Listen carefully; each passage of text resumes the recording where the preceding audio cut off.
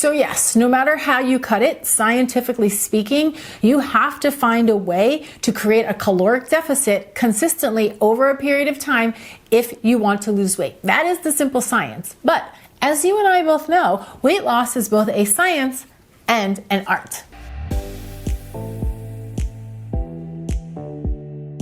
Counting calories for weight loss. Does counting calories work? Should you count your calories? Do you count your calories? Have you counted your calories? I am so curious. I want to know all the things. So let's chat. Like all things related to health, wellness, and weight loss, there is no one singular approach that works for everybody. This is why we see so many different and often contradictory approaches when it comes to health, wellness, and weight loss, simply because different things work for different people. So just to kick the conversation off, I want you to shift the question in your mind that says, should I do this? Am I supposed to do this? Does this work? And simply start to ask yourself, does this work for me? Does it create more connection or more disconnection? This is really the baseline question that you want to ask yourself. And then whatever comes up for you, you want to trust that truth, because that is the path that's going to be most effective towards getting you closer to your weight loss goals. So I want to talk more specifically about counting calories in this video. But before we jump in, I just want to remind you that I do have a free 3-part mind-body weight loss training series that is available to you. All you have to do is go down to the description box below and you can access that course.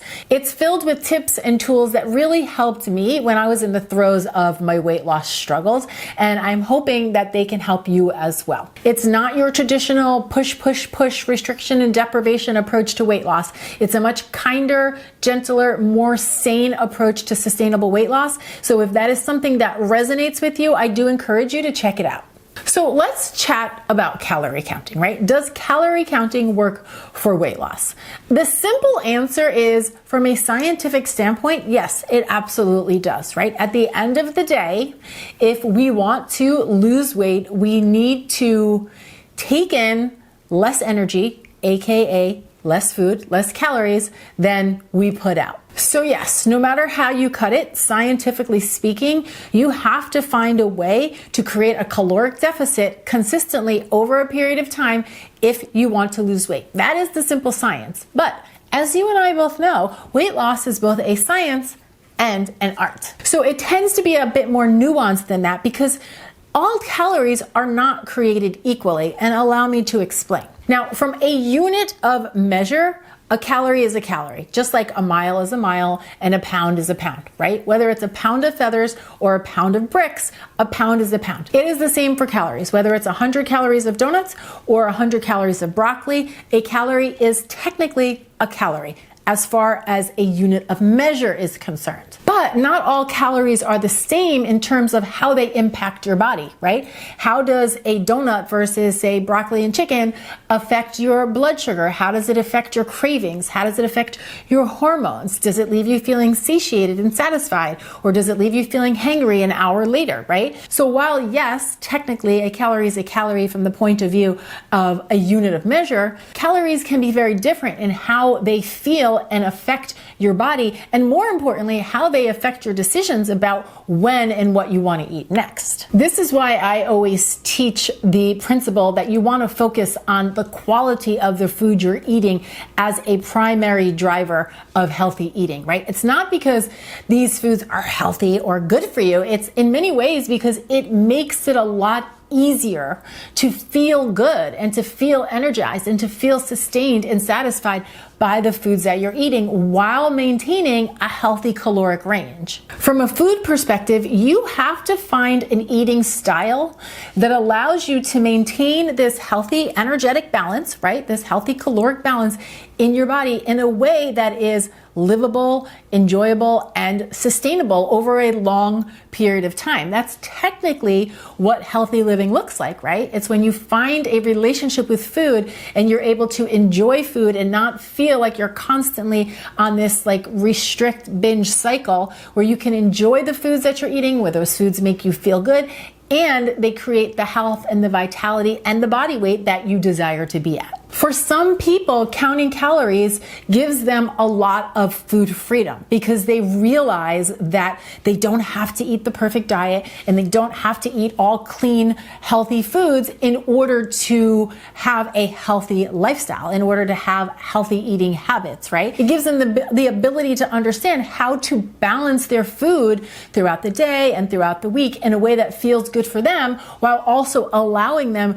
to eat foods that one might not consider healthy. But for other people, it does the exact opposite. It creates a lot of disconnection from the body because we get very stuck in our minds and we're thinking about numbers and calculating calories and adding up foods instead of paying attention to how those foods actually make you feel, right? We forget to check in with the body for basic feedback like, how do I feel when I eat that food? And did that food give me energy? And am I satisfied after I eat it? And am I enjoying that food, right? So it's really not a matter of whether or not calorie counting is inherently good or inherently bad. It's a question of, does it work for you? Does it create more awareness and connection with yourself and your body? Does it give you a better understanding of food and how to balance foods in a healthy way? Or does it create more disconnection? Does it create more stress and more rules and more uptight energy when it comes to food and eating? And the answer is going to be different for everybody. Again, this is why we have so many different approaches to nutrition, because different things work for different people. And I also want to remind you that sometimes it's not a question of or, it's a question of and, right? Some people might enjoy counting calories and they don't want to do it all the time, right? Some people may not enjoy counting calories and sometimes it's a helpful tool, right? You don't have to be black and white with your approach, but again, what you want to be noticing is, does this move me forward? Does it create the positive energy and emotional state that is needed when we are trying to create healthy habits for ourselves? A couple very simple but very powerful questions that can help guide you back to your body are simply taking a pause and asking yourself, does this work for me? Does this feel like love? If the answer is no, you can just ask yourself, what would feel better? What would make this feel a little bit easier?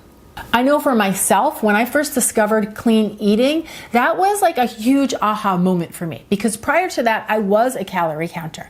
But what I found was I was always so focused on eating less and focused on what I shouldn't be eating or what I wasn't supposed to be eating. But when I started focusing on eating clean, meaning I began to prioritize real, whole, unprocessed foods, my brain had this shift because I started to go like, whoa, look at all of these foods that I can eat. Look at all of these foods I can incorporate into my diet, and it really felt like abundance. It was like my brain went from this kind of scarcity, lack mentality with food to this fun, abundant, adventurous energy with food. Again, it felt more like expansion than contraction, right? Think like one makes you feel pulled towards it, the other one makes you feel like you gotta push really hard. And I'm not saying that that's gonna be the same for you, right? Different paths speak to different people. But what I am saying is you want to explore what options make the journey feel a little bit lighter, a little bit freer, a little bit more enticing, a little more interesting. Like, what speaks to you, what calls you, what kind of lights you up when you think about it or when you practice it. Oftentimes we will have intuition about the approach we want to take with food, but we have so many rules in our heads about what we're supposed to or not supposed to do that we don't trust that intuition. So I'm just here to give you a friendly little nudge, a little encouragement to say, trust what you know on the inside, and then just explore. Just explore. So to summarize, does calorie counting work for weight loss? Should you count your calories? Well, you may be surprised to hear my answer. Sometimes yes, and sometimes no. It really depends on the person and whether or not the tool of counting calories helps you create more connection and more awareness and more ease and understanding with food and making healthy choices, or it creates more disconnection and more stress and more overwhelm with food and making healthy choices. Let that be your guide and you will have a very clear answer for yourself. So as always, I'm very curious to know what your experience is. Have you counted calories? Do you count calories? What are your thoughts about it? Do you have any questions, aha moments, all of the things? Come on down to the comment section below and let's share, because I absolutely love learning and growing together as a community. I think it's the best way to do it. And if you need extra support with your own weight loss journey or your own health journey, make sure you go down to the description box below so you can access my free mind, body, health and weight loss course that's going to show you how to take a kinder, more sustainable approach to permanent weight loss. Thank you so much for watching. I'm Dani Spies, and I'll see you back here next time with our next video.